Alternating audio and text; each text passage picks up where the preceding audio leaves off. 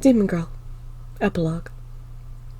Hey Emma, come open this box. I think it's the one Mom put all of Dad's stuff in, Star said, pushing a box towards me in the middle of the living room.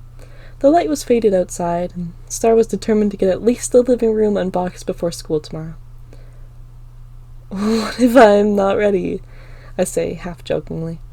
Then I'll learn all the magic stuff myself, she says, pulling the box towards herself. No, I want to, I say, pulling the box back towards myself as she laughs. I sigh and gently take the tape off of it. The top of it was filled with one of his spare robes from work. A cross stitched into the back of it with one side imperfect with a black twine so it wouldn't burn him.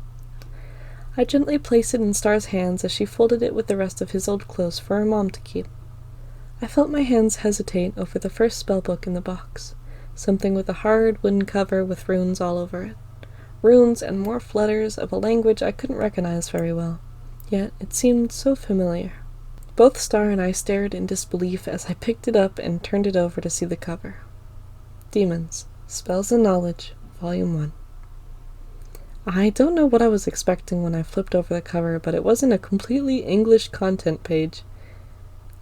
You actually look excited to learn this, Star said with a soft laugh as I traced my finger along the page, reading each category.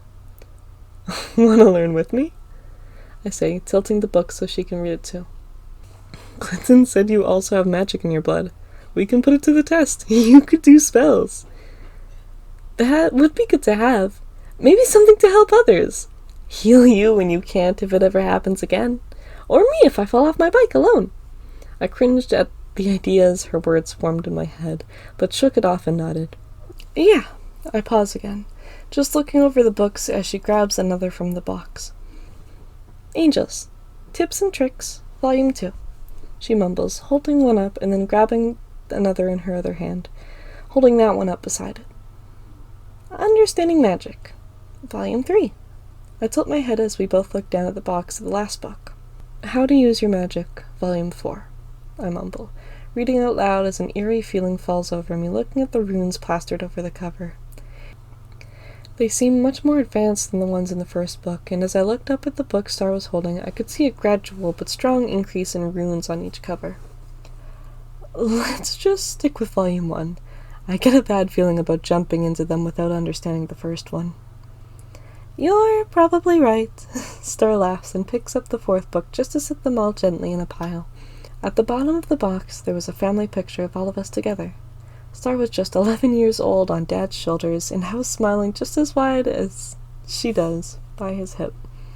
Mom was smiling softly with her arm around Dad, smiling at Star and forgetting about the picture. Would you look at that? I say, smiling softly.